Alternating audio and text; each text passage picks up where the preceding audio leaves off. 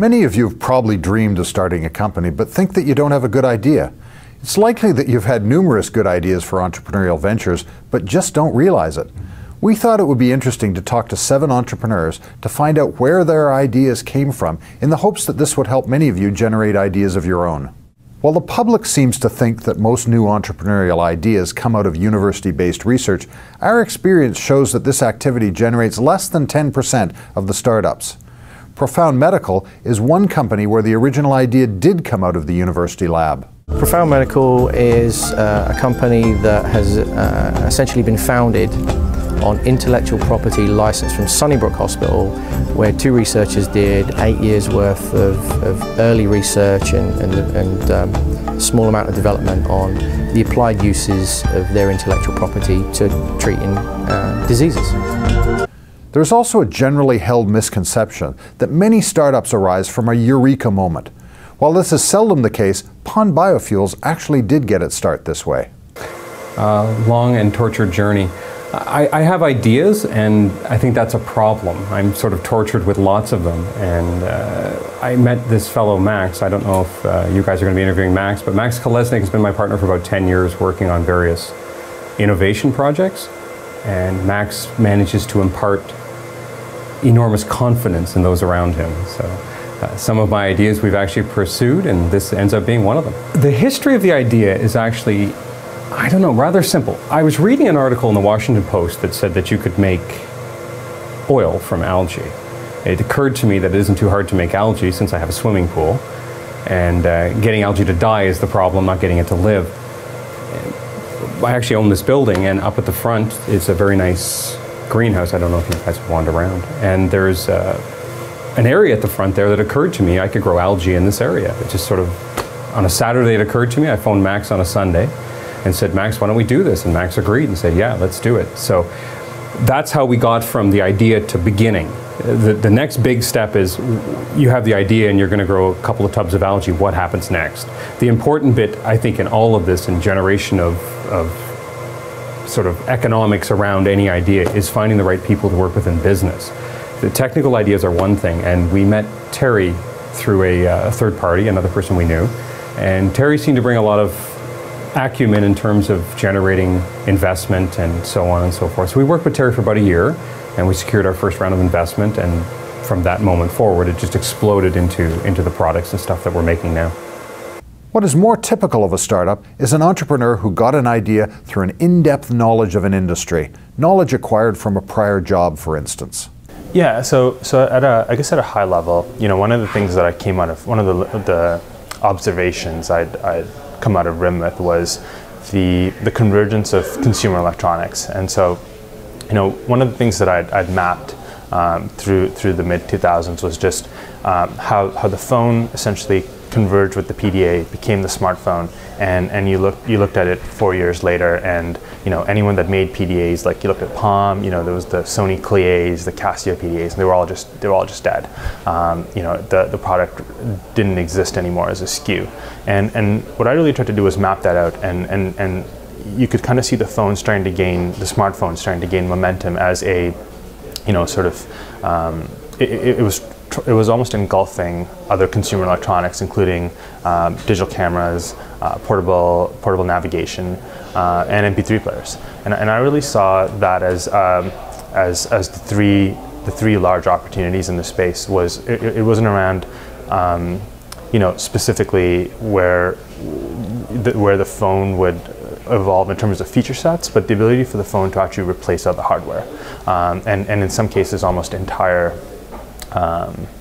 verticals, right? And so you look at, and I think that the problem always in mobile was the end user experience. It's never the hardware. It's, you know, with the exception of maybe digital cameras where the hardware is catching up, but for the most part it's typically the end user experience. And so I saw, you know, I think the opportunities that were the most appealing to me were ones that enabled the phone to, you know, you know, mass market replace either a media player, portable navigation, or digital cameras. So in fact, while we were at RIM, while I was at RIM, I'd actually looked at interesting companies that had optical lens technology that would really take phones to a new level with regards to the digital camera capability, and you're starting to see some of that stuff come out in the new iPhone with HD recording and things like that. But I think media was one area that I was really focused on. You look at emerging countries. Over here where it's not a big deal to have a $100 dedicated iPod or media player. In emerging countries, that the phone is it, and so that's sort of an opportunity that I really keyed in on. While studying an industry you're in and forecasting future trends is a good way to come up with an idea, another way is to listen to customers. Benbria was founded because Terry Matthews was listening to customer problems and brought in some entrepreneurs to solve one of those problems. Sure. So when Terry Matthews starts one of these startup companies, he already sees a particular need in the market. So there's a certain market opportunity that exists. So when we came in, we did a lot of research into this particular space, which was mass notification. So we looked at who are the potential customers. Obviously, the initial one is higher education, especially with Virginia Tech and Dawson College and all of these cases. There was a real need and even a mandate for universities and colleges to have this type of solution. But as we built the solution out, we discovered that it was actually much broader than just higher education. We've now branched out into retail, a variety of other vertical markets. So it's actually quite a broad communication solution that fits a variety of different customers. In addition to listening to customer problems, you should pay attention to the problems that you are experiencing at work. The founders of iPeak Networks are just such a case in point. Well, it's funny, my career has been a series of, I'm never going to do that. Then 2 years later, I do it. It started off being, I'm never going to go into sales, so I did sales. Never going to do marketing, so I did marketing. And then I had a really good idea. I spent 4 years talking about how something couldn't be done. I went to trade shows, conferences, I was speaking at these, telling people you can't possibly fix IP networks. The internet's always going to be low quality. And then I had an idea that maybe that's not true. I talked it over with my co-founder, my wife, and said, I think this is something we really should do. If we can fix the internet, there's a lot of opportunity there. So it was really just a matter of experience and knowing there was a problem and a market for it to be solved, and just saying, hey, let's do this. Let's invest the next 3 or 4 years of our lives solely to this, because it really is that. It's a 100% commitment to the company. You live like a student. You can't go on vacation. You can't buy new cars. It literally is everything goes into the company. But so far, it's turned out really well. Pay attention too to the problems being experienced around you in daily life. Other problems may be your ticket to entrepreneurial success, as it may be in the case of ESite. Well, in 2006, the founder of the company, Conrad Lewis, was frankly tired out trying to find low vision solutions for his 2 visually impaired sisters, who both have a disease. It's a degenerative retinal disease called Stargardt's disease. And Conrad, being a technology guy and being generous, was scouring the earth looking for things that would help his sisters in their day-to-day tasks, and coming up unsatisfied. And being an engineer and a technology guy out of various high-tech roles in Ottawa, knowing what technology was capable of doing, he finally thought, to heck with it, I'm going to create something that does for my sisters what I was hoping to find, and that's the start of ESite. So really the team, such as it is now, started forming in early 2007, and we set about to design a head-worn low vision system that incorporates a video camera and microdisplays that would help people when they wear them to see better. Finally, look to personal interests and challenges to inspire you to dream and create the next big thing, as Morgan Solar is doing. My dad, who he came down to visit me in Chile, and he basically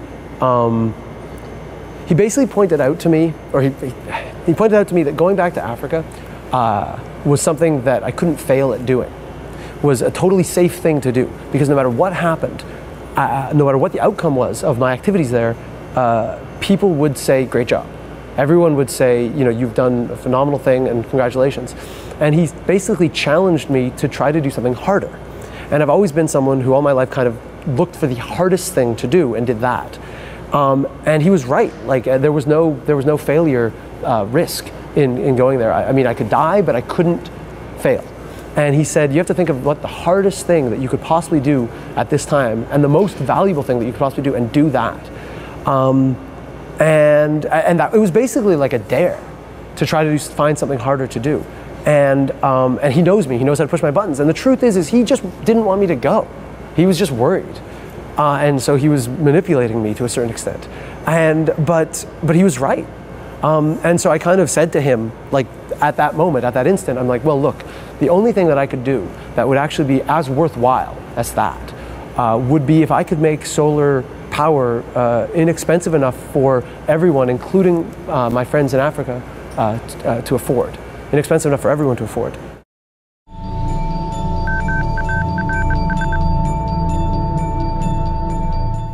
Good evening, everybody. Dr. Redpath, unfortunately, has a conflict in his schedule, so I'll be your short introductory host. In keeping with traditional, one immediate housekeeping item that I want to communicate to the group, and hopefully you have your pen and paper handy, just so I can make sure everyone has this. Some scheduling things for the remaining 4 lectures for the course. On April 13th, I guess that's next week, Terms of Investments will be taking place, taught by Shirley Speakman. Raising Money on April 20th will be presented by Barry Jaguar. The Lived It lecture will be on April 27th with Tom Rand, which I would encourage everyone to attend. That's going to be very exciting. And then lastly, The Pitch, which again will be an exceptional workshop, lecture series to attend, will be May 4th with Peter Evans. So a couple of changes or adjustments there, so I just want to make sure everyone has that. So with that, I have a wonderful pleasure this evening to introduce our speaker, Charles Plant, on bootstrapping. Charles has been an entrepreneur, a professor, an investment banker, a CEO, a CFO, and formerly a leader at Mars, where, under my strict tutelage and guidance, he headed up much of the development of our education, mentorship, and market intelligence groups, as many of you entrepreneurs would take advantage of today. And in fact, the video that you saw was part of the brainchild of Charles's vision for what entrepreneurship education can be through various forms of media.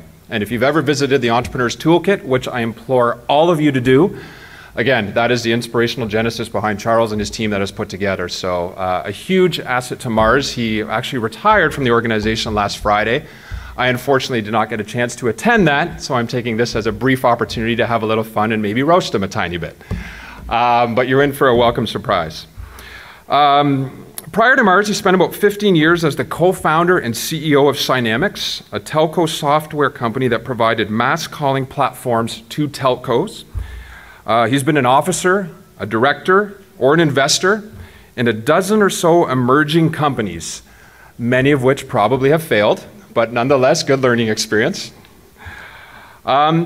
His presentation tonight is on bootstrapping, and for some of you, you might be expecting him to do his infamous presentation on boots, female boots, which he is very well versed on, so after the presentation, he can share his insights with you on that.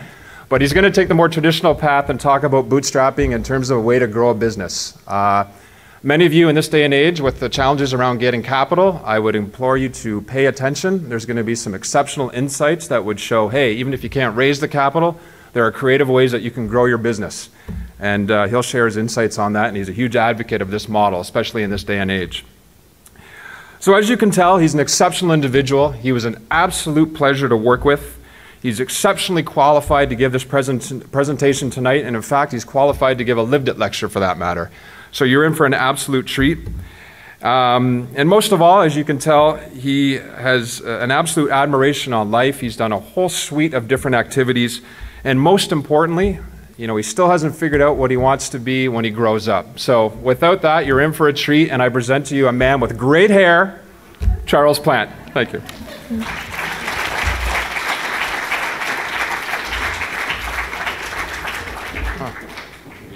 Come on. Thanks, Don. Don't mind Don. He's a bit weird. It's what happens when your hair falls out at a young age. I couldn't wait to get that in on you. Bootstrapping. It's a lovely looking audience tonight. I sat here looking at the backs of your heads, wondering what on earth you looked like from the front, while I had to look at myself on screen. And there's nothing worse than seeing yourself on screen. Do you have the chance to do that every now and then? Have you noticed all the strange tweaks, facial features that you absorb? So I make a real point of never watching myself. I will not watch this video because I can't stand what I see. Maybe, hopefully it's a little bit better from your point of view. So bootstrapping is an interesting subject because I've lived it and I've died it, and back around again. And it is the real secret to success. And unfortunately, we don't spend enough time talking about it. We spend umpteen lectures on financing. I heard that your next 4 lectures are on, you know, VCs and term sheets and the pitch thing, all sorts of things like that. So we spend very little time on bootstrapping, but for 98% of you, bootstrapping is the reality, not financing. The best example I have of bootstrapping is a small company known as Apple. And is anybody here aware of the foundation of Apple? How Apple actually started? And even before Apple, the Wozniak and Jobs were in a business called phone phreaking. Do you know what phone phreaking was? Phone phreaking, for those of you who aren't old enough, existed in the days when the signaling system in the telco networks was not digital. And it relied upon the listening in to tones that were emitted from touch-tone telephones and from the switches to be able to route itself. There were 16 tones. You only got 12 of them on your telephone, but there were 16 tones. So phone phreakers devised little boxes that would attach to the telephone that would actually emit the sounds to enable you to make long-distance telephone calls free of charge, of course. This was a completely illegal business, but it was the foundation for Jobs and Wozniak in their efforts at entrepreneurship. They started up the business. They were actually quite successful about it. I think they got a little worried about the time that they were making phone calls from a telephone booth and a cop car showed up wondering what they were doing. Unfortunately for the police, they weren't sophisticated enough to know that what was going on was frankly illegal. So they emerged from that business to start trying to build. They were members of the Homebrew Computer Club. And the Homebrew Computer Club were just people out to impress each other, basically. And so they started figuring out, well, we can make a computer and sell that computer. In those days, a computer was just a board. What you think of nowadays as a computer was not the case. So they started assembling these boards in a garage, and they actually got an order for something like $50,000 worth of boards from one early computer store, and began producing boards, selling boards, getting boards out there. Eventually, they run into some money problems, but not before they had very considerable revenue. Someone approached them, they got together, and they got an investment. Not an investment, everybody here talks about venture capital investments of $5 million. You'd think Apple, in its first phase, would get an enormous investment. It actually didn't. It's a very relatively small investment, under $1 million, from a few people to enable them to grow a little bit and grow a little bit more. So there are all sorts of classic stories about bootstrapping. Apple's happened very, very quickly. Others happen very, very slowly, and we'll touch upon some of those tonight. But we're talking about a subject without defining it. I'll give you that example first to give you a taste of bootstrapping. What is bootstrapping? Well, bootstrapping is building your business without investors' money. Not getting investments from friends, not getting investments from angels, not getting investments from VCs. Using your own money and using other types of money that are available to you instead of using investor money. Now, you might think, well, that's an awfully hard thing to do. Why would you want to do that? Why on earth would you want to build a business without using other people's money?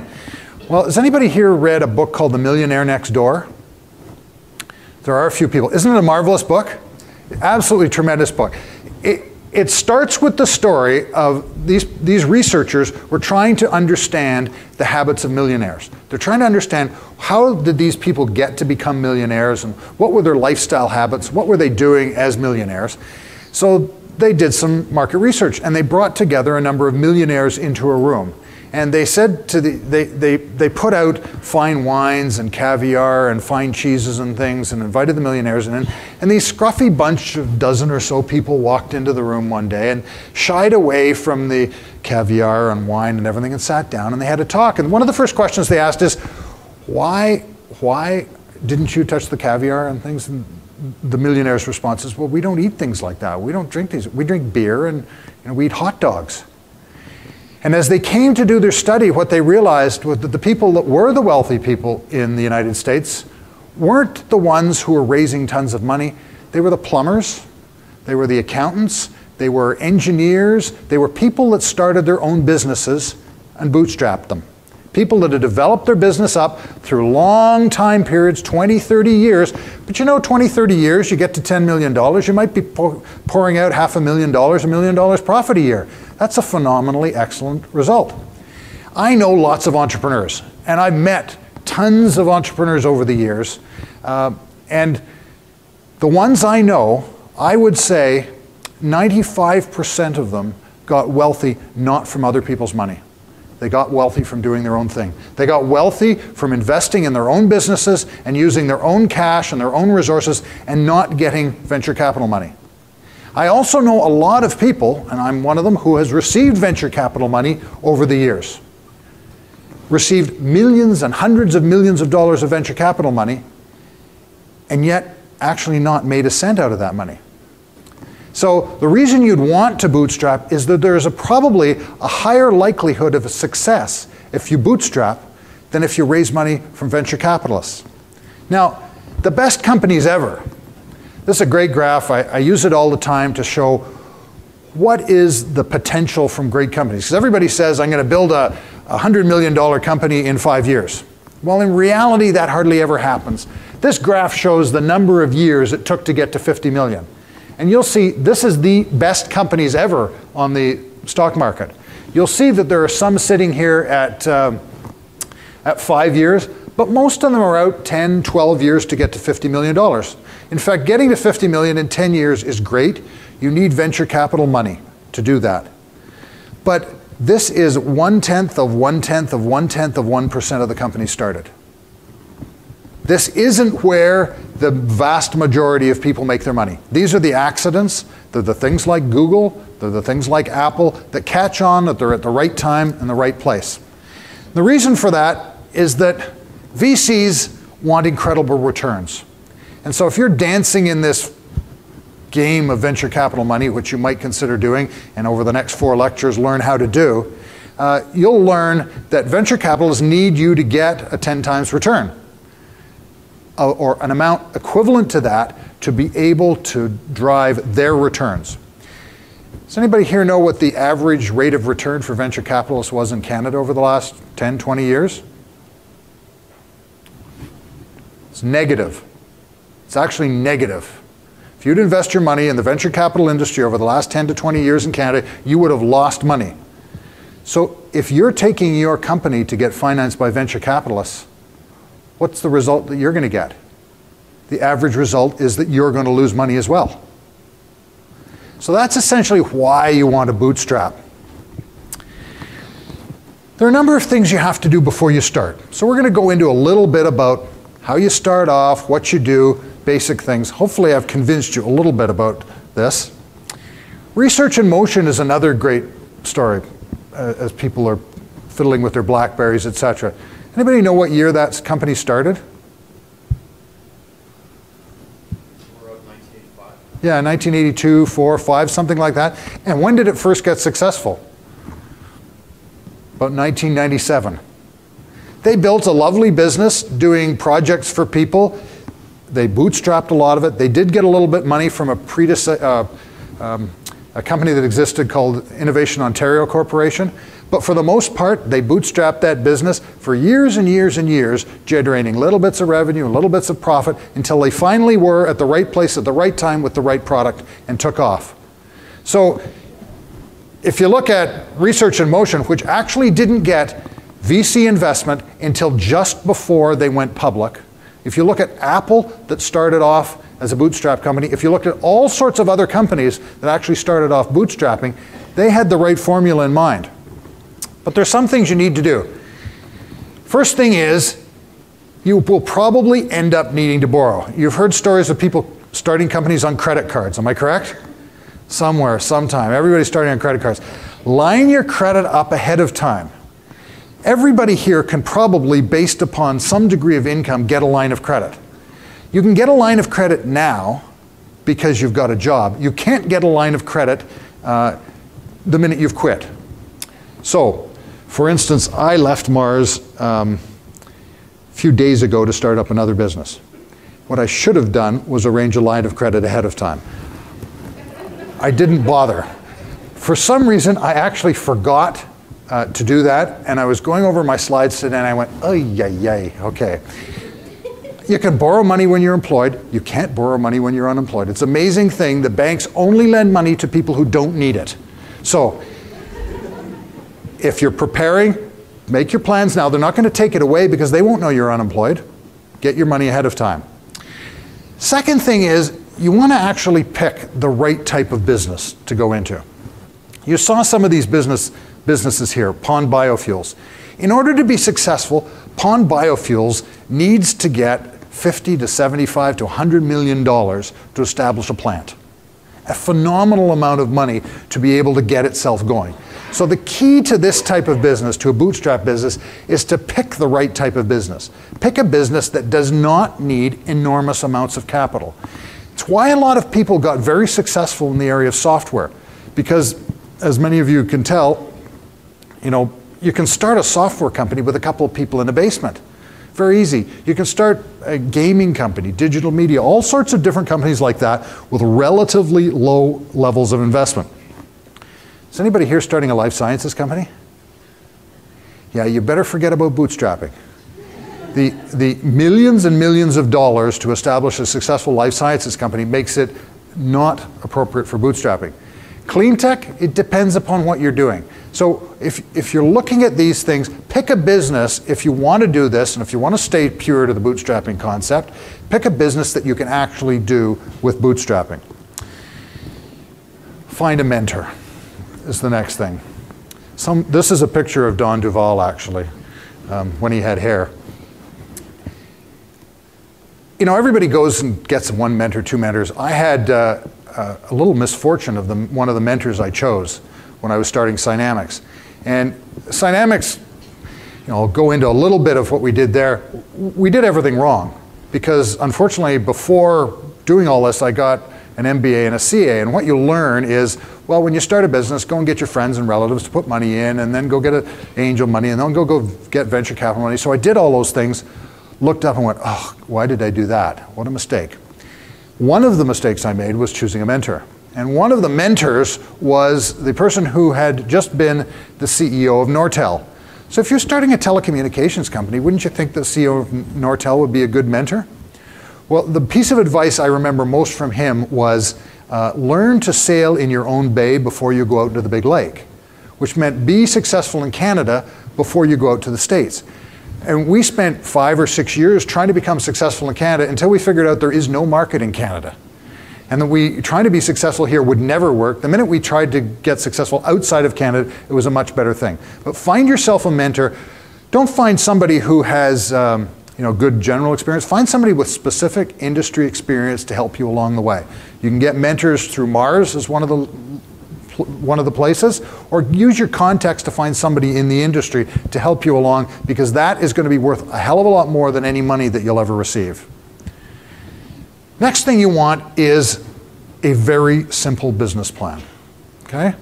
I've seen business plans that are 50, 100 pages, all sorts of enormous documents, but frankly, that's a waste of time. A very simple business plan that just says who's got a problem, how you're trying to solve that problem, and who they are, is all you need to begin with. If you have more than 10 pages, you're wasting your time, because that document should change every time you have a conversation with someone. So simple business plan is something that you're going to want to look back on and change on a monthly basis, do something with, be able to communicate to people that come into the firm, be able to communicate with advisors, and constantly use as a check mark, but not have a large document on hand. So don't worry about all sorts of planning. Get out there talking to people at the very beginning. And that's the next thing we're going to talk about here, which is getting going. How do you actually say, you've got your mentor, you've got your business plan, you've got a little bit of line of credit. So how do you actually get going at a company that's bootstrapped? Well, the first thing to do is you want to leverage relationships. And this, for some, is an absolute miraculous result. And, you know, I'm telling stories of great companies. Microsoft is one that absolutely did a phenomenal job at leveraging relationships. Anybody aware of what they did in the beginning to make themselves successful? Anybody know this story? Microsoft was in the business of making basic compilers. So, you know, we had good business, they were doing well, but Bill Gates' mother was on a board, a charity board, with someone at IBM who announced that they were looking for an operating system for a personal computer that they were bringing out. And in a radical departure for IBM, they would not be building the operating system themselves. They wanted to license the operating system from someone else. So, hearing this, Bill Gates said, well, we don't have an operating system, but we know that there's a need for one. So, hammering down the doors of IBM, he claimed to have an operating system. Not having one, he then leveraged a second relationship. He knew of a company that had made something called DOS, a disk operating system, that he was able to license for the price of $50,000. No royalties. One price, all time. So Bill Gates got the license for DOS and then proceeded to license that to IBM. And that became the foundation of all personal computers except Apple derivatives for time immemorial. So that one simple leveraged relationship did more for him than any tens of millions of dollars ever could. Similar types of leverage are possible, and that's what you want to do with partners, because partners are the things that will allow you to get in places and to do things you would not be otherwise able to do in a bootstrapping situation. Next is you've got to find the fox. Now, the way I make slides is I actually take a word and I put it into Google Images, and so Google Images gave me this picture, and I thought, well, she's a fox. I was informed the first time I gave this presentation that actually her name is Fox, and I believe it's Megan Fox, if I'm not mistaken. So thank you very much, Megan, for being the image for finding the fox. But the concept of finding the fox is really critical. You're leveraging relationships. You then have to say, okay, you've got to be really smart. You've got to go into a company and find the person who is the decision maker, the one key individual who can make a decision to take you on as a supplier. You can't go out, and you might be in business to consumer type marketing, in which case you've got to find the influencer, or you've got to find the people who are before the tipping point that Malcolm Gladwell talks about. In business, you've got to find that one person in an organization who is capable of making a decision to favor you on a given day. Next thing you've got to do with this person is you've got to find their pain. You've got to find the problem they're having that other people cannot solve, the key issue. And in Synamics, what we did is we were doing all sorts of things for telcos, a variety of different things. And the seminal moment came for us with a person by the name of Eros Spadato, who was a very, very demanding high-level person within Bell Mobility. And his objective, personally, was to make Bell Mobility the most innovative cellular network in the world. Now, sitting in Toronto, that's not usually what you hear, but he was successful. And the way he was successful is he found the small firms that could supply innovative new ideas to make them, Bell Mobility, the most innovative company. Now, Eros Spadato was the fox. And he had more influence in being the fox than you can imagine, because he took us into a completely new area inside the network in mass calling platforms that we had never been in before. We'd been in the customer service side before that and had not crept into the network to things that were actually linked into telephone calls that were being made. But that one individual, Aristotle, had a particular pain. And it wasn't general, it was more general than particular in that he just wanted to be the most innovative. He wanted to try things that nobody else was trying. So we found the fox and we found his pain. He was willing to try anything whatsoever. You look then for low-hanging fruit. And low-hanging fruit is, they're problems that you can solve, that are easy to solve, and that make a big impression. And at the time when we at Synamics were dealing with this, the big problem in Bell Mobility was 411. Now nowadays you think of 411 as relatively simple. You ask directory assistance, they give you the number, they connect you. Well, in those days there was no connection and there was no directory assistance. Bell Mobility needed to be able to offer directory assistance. And so to all of the telcos around the world, this was really low-hanging fruit. We actually developed, because of Aristotle, an enormous kludge. And the kludge was that when someone asked for directory assistance on Bell Mobility, we would actually phone Bell Canada. We would actually we had a switch, and we phoned Bell Canada, and we used voice recognition to listen in to the automatic response that Bell Canada made. Because so Bell Canada would give you an automatic number, our voice recognition would listen to the automatic number being said by Bell Canada, convert that into text, and then dial the number. That, to the telcos, was low-hanging fruit because it was something they had to do. In other cases, what you find is a lot of low-hanging fruit comes as a result of new regulations. When somebody says, like the government says, you must introduce this feature, it becomes low-hanging fruit. So the combination of the pain, the low-hanging fruit, and finding the fox is key to go into for a bootstrapping situation. The way you make money on this is to look for service opportunities. Don't expect to have a packaged product when you start. Expect to find some service that is going to get you to a packaged product. That is a real key, because if you're looking to develop a product before you're going into the market, then that's going to take you a long time to get to the product. It's going to take you a lot of money. But if you're starting out developing a service that is going to lead to a product, then you're much better off first to start with. There's another thing that happens. You now have your financing from whom? Your financing is now from the customer. Because the customer is paying you for knowledge or paying you to do something on a customized basis that you can start to use to build into a product. So as that customer goes along and you develop with that customer, more and more of your time can become product-based. That service revenue is something that is how the software industry started many years ago.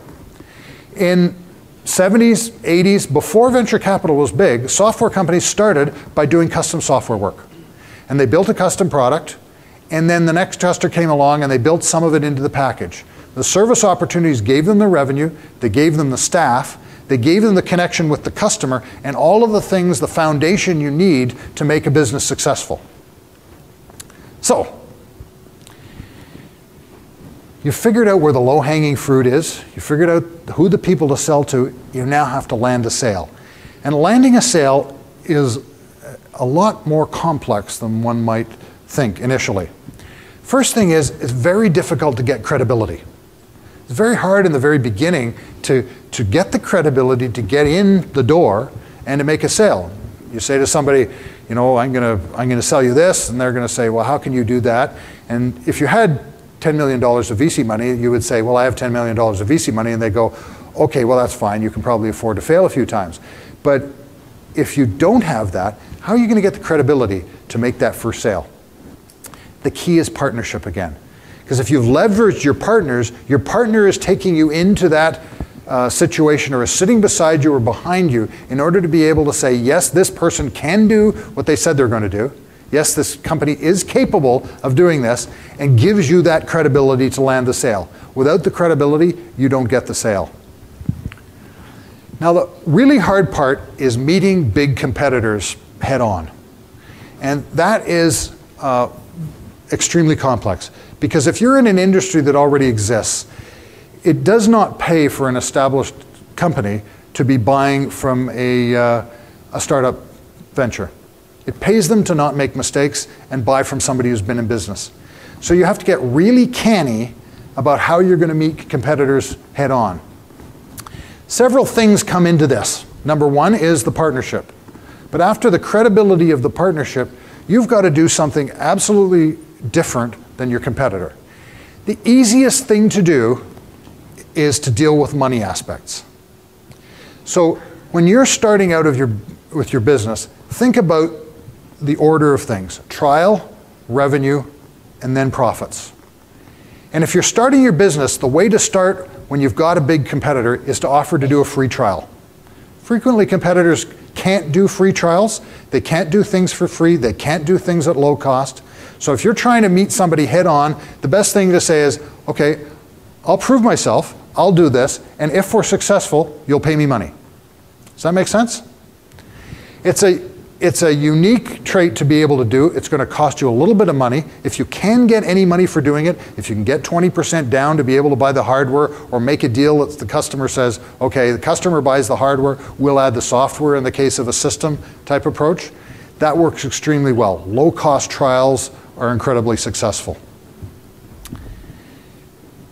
Next thing you do is you've got to solve a problem.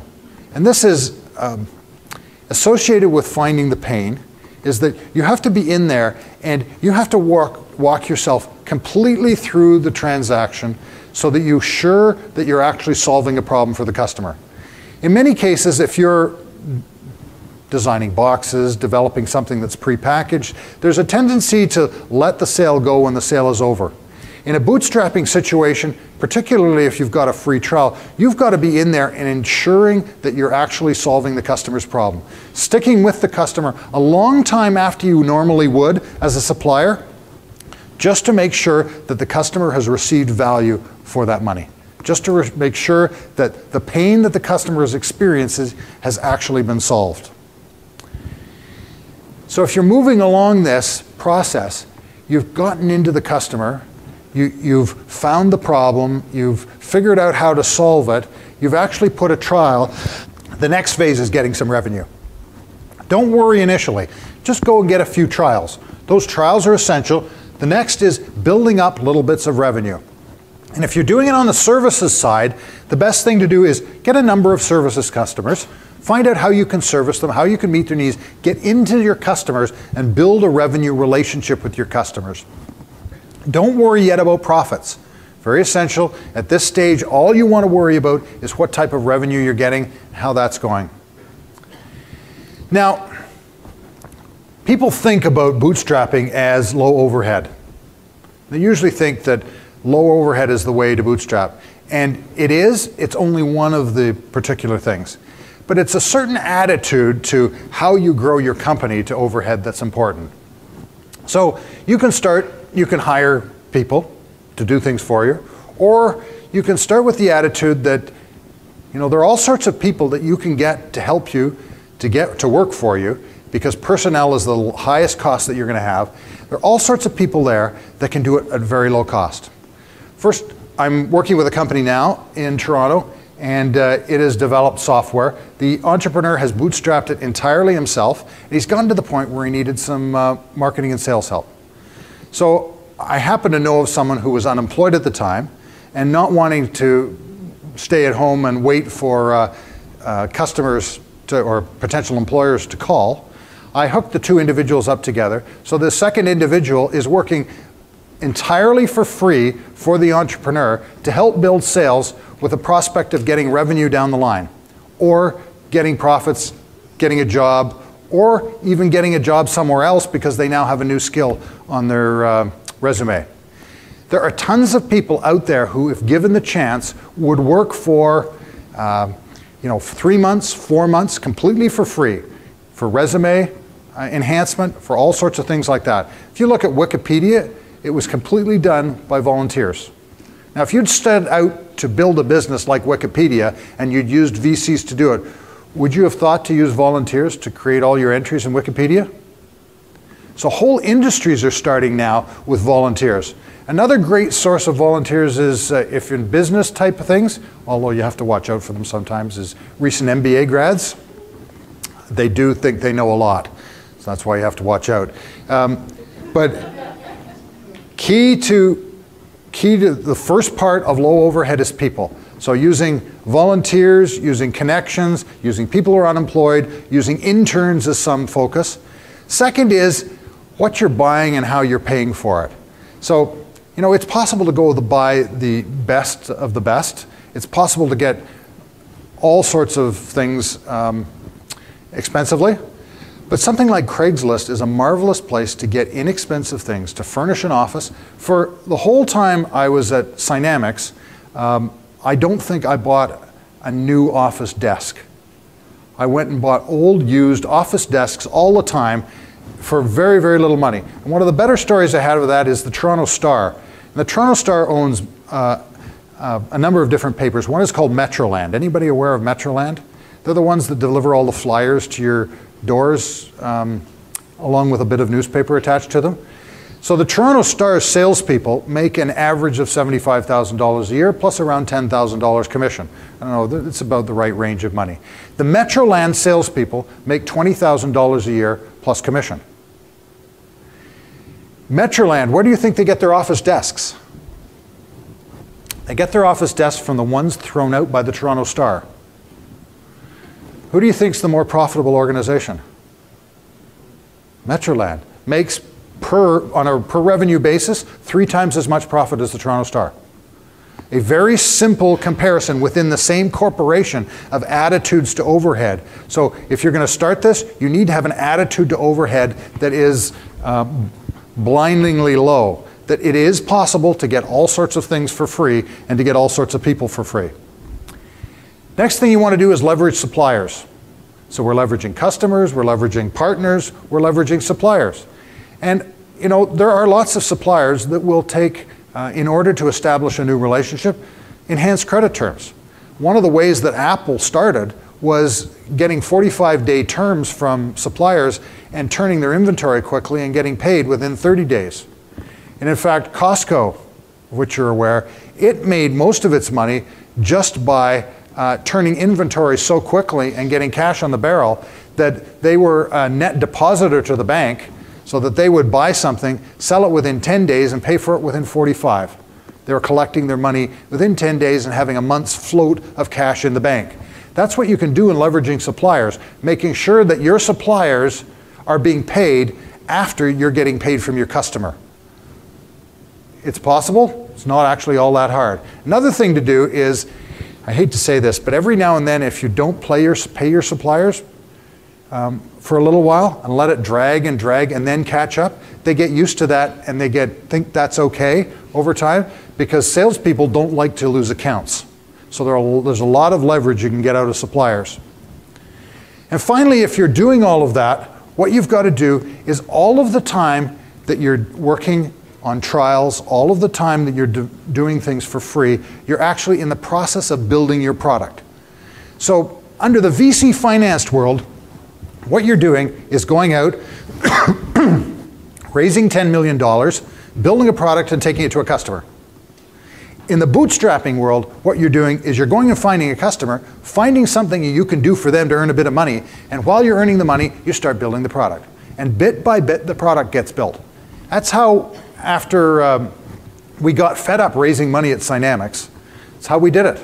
We said, okay, we have been addicted to this raising money phenomenon. It was easy to do, but let's stop it. And so we said from that point on, we're not going to raise money, we're going to get our money from our customers. And our customers paid handsomely for services, and every time we dealt with a new customer, we built something more into our product. It was slower, but you know, in the long run it doesn't matter, because your product's going to change when it hits the market anyway. So over time, you're leveraging your customer relationships, your customer money, and you're building a business from customer money.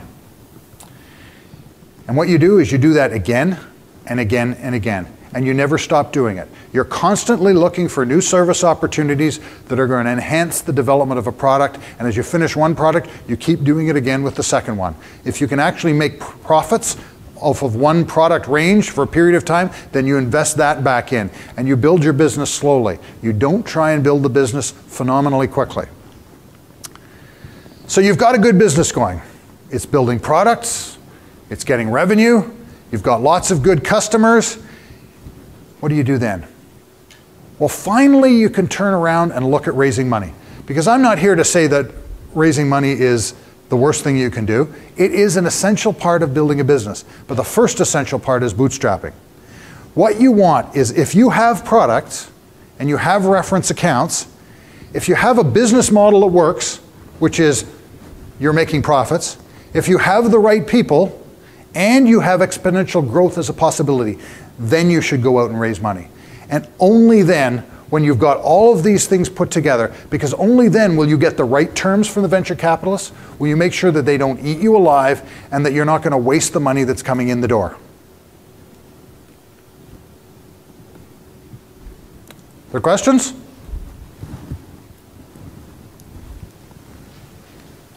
you want to go to the mic? Sure. Thank you. I was just wondering how much you think that having this bootstrapping attitude plays into being successful versus not successful. In other words, a scenario where somebody raises $10 million, comment on how you feel entrepreneurs and teams behave differently when they have that cash versus when they don't, from your experience. Well, it's a very good question, because I found that I made my best decisions when I had no cash. It really heightens the sense of urgency, really heightens the critical degree of what you have to examine. If you have a lot of cash, it really doesn't matter if you try something and it fails. And so there is probably a much greater tendency to waste money, and I've seen that in a few companies I've been in. If you have the cash, and if you don't have the cash, you can't waste a bloody thing. You have to be precise and very detailed. So attitudinally, it's just too easy to think, yeah, we've got $10 million in the bank. We can, we don't really have to do anything this month. So earlier on, you mentioned location made a huge difference in your business. So when you start to bootstrap and you realize that you probably want to switch locations to actually start getting revenue and customers, how does that factor into the whole bootstrapping process? Do you actually make the location switch? Do you say, okay, no, we'll go small in our current location, bootstrap, and then grow at a point when we are ready for that? What's your thought on that?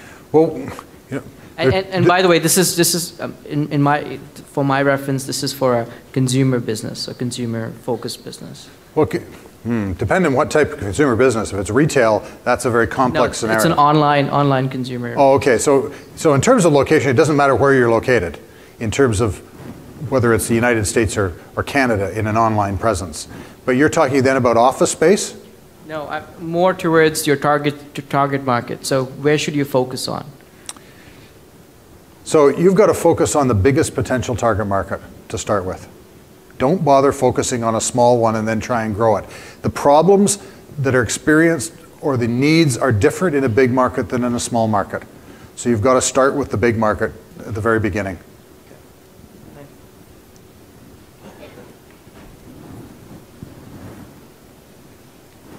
This is great. I love your pictures in addition to the talk. Not that one in particular, but and not Jennifer Fox either. I wonder, having bootstrapped our business, part of it was that the potential VCs wanted to change the business. They just had their own ideas of where it would go, and I just wonder if this is a familiar scenario. Well, they'll probably have ideas as to who should be the CEO as well. And you know, that's an enormous risk to take, because if you've become successful and if you're profitable with a certain type of business, letting somebody change that business just because they want to is, you know, I'm not sure that's a risk I'd take right now. One of the problems is that the venture capitalists in Canada, for the most part, and this isn't exclusive, for the most part have little business experience beyond finance.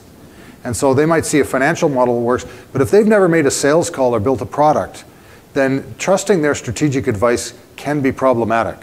And if you can get along without them, I think you're much better. I enjoyed your talk, thank you. Thanks. I, however, represent the life sciences space, And I work a lot with researchers trying to bridge that gap between the bench and the clinic. And bootstrapping, if that's not the advice to kind of get them going, I mean, venture capitalists even aren't necessarily interested until they have clinical results. So what's there for them to just at least help move them along a little bit? Well, there are a number of companies, and some in Mars, that have actually, instead of starting with a product that has to have trials and pass through the whole trial phase, started by offering services to develop a revenue base by doing testing or by doing a number of serving clinicians in a certain way. So it is possible, depending on the nature of the business. If you're developing a new drug, there is no way to bootstrap that I'm aware of. It's just, but if you're interested in building a business, I wouldn't start at developing a new drug. I'd start at doing something that's actually achievable, where there's a percentage probability of success. Yes, thanks. Hey, good evening. I work with an amazing group of entrepreneurial women who essentially run their own micro businesses, but they also live with long-term disabilities. And so your very first point was that you should line up the capital ahead of time. But you know, for people who are on Ontario disability support programs, the banks essentially treat them the same as if they were unemployed. And so I'm wondering what alternatives or advice there is for, you know, really low-income people or people who live with disability who are really trying to be entrepreneurs. I may be wrong, but I think there is a micro-lending program in Toronto. And did Alex Zhang or Alex Corvin go to a micro-lending program that's in Toronto? And what's the name of that? Do you remember, Don? So there is a micro-lending program that deals with that sort of thing, and that's what you've got to look for. That has been tried successfully, very successfully in third world countries, and is now being tried here. Unfortunately, I don't know the name of the I know program. Alterna runs one here, but unfortunately, if you are on disability, you don't qualify. So then that's a problem. That's better talk to your legislator Thank you. about that. Thank you for your presentation. Just a quick question regarding Bootstrap.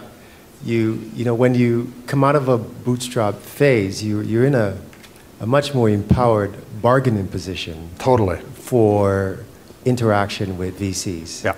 And I wonder if you could talk about just the relationship from that bargaining position. Do you might want to forego interacting with a VC and scale up to a kind of manufacturer? Could you talk a little bit about that, please?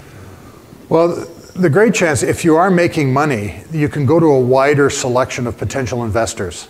If you've proven your business model and are profitable, you can actually skip venture capitalists altogether and go to the private equity market, which invests in a different style, so that they have a type of investing style that is not as usurious as venture capitalists, because they don't require the 10 times return.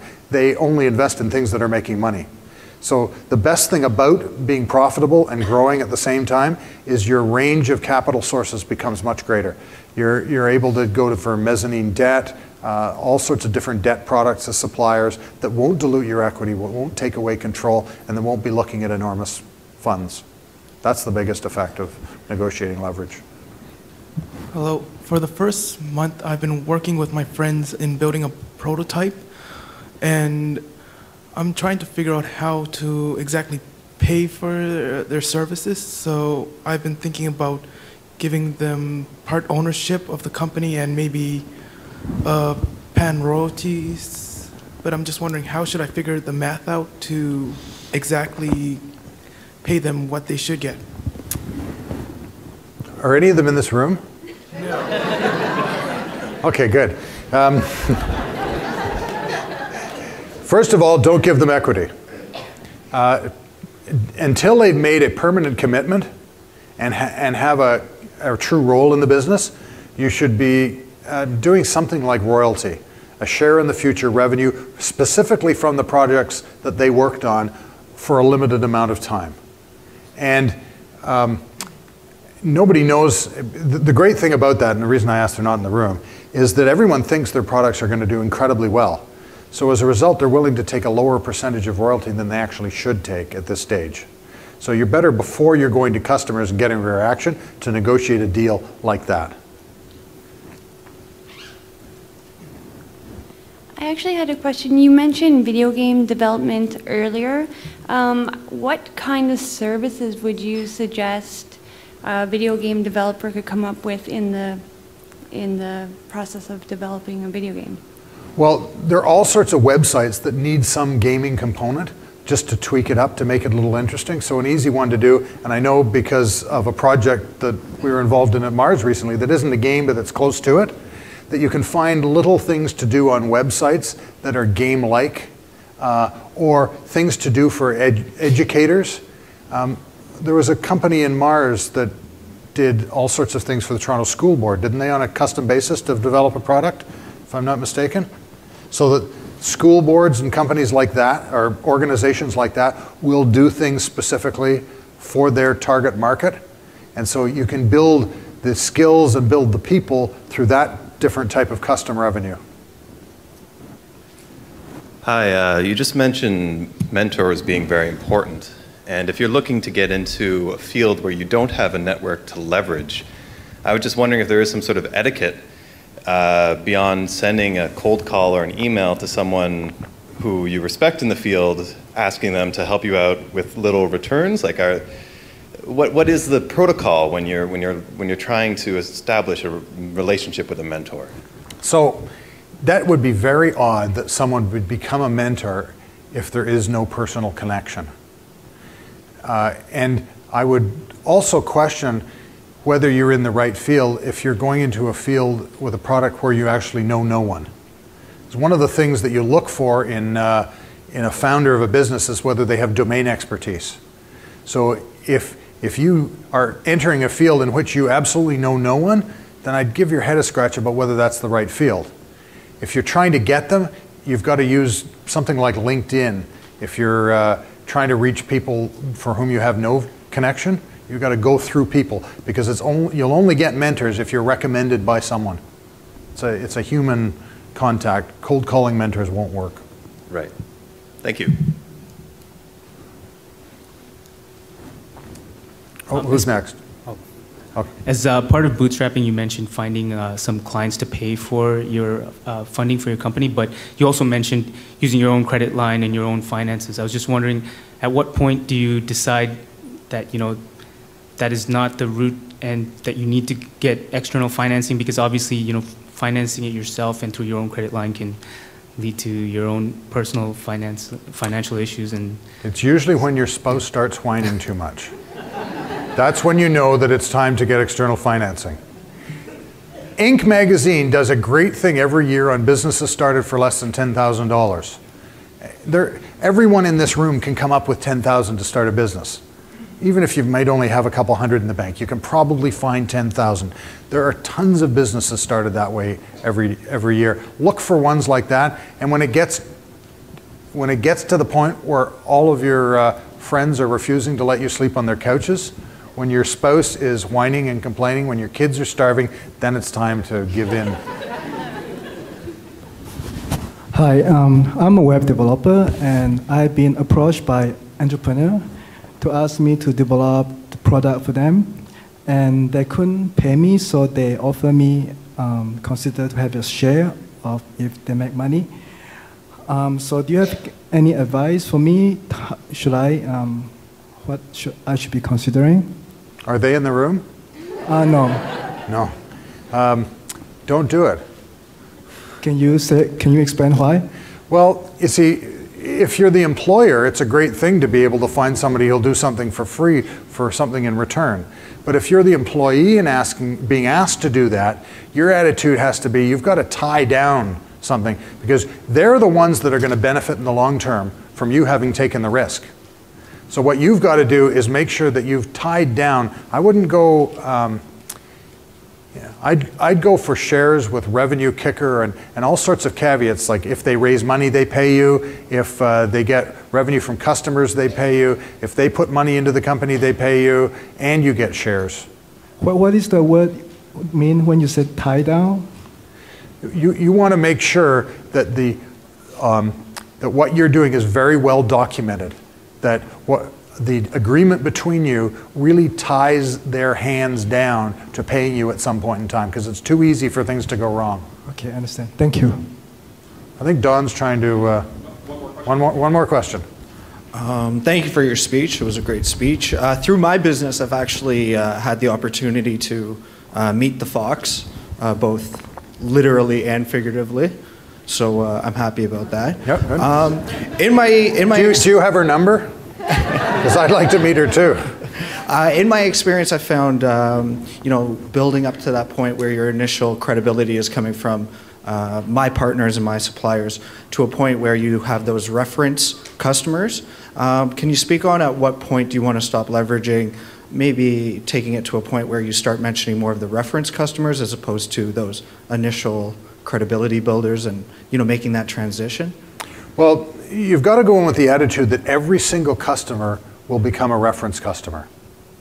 Now, if you do a good job, they'll become a positive reference. If you do a bad job, they'll call 10 people.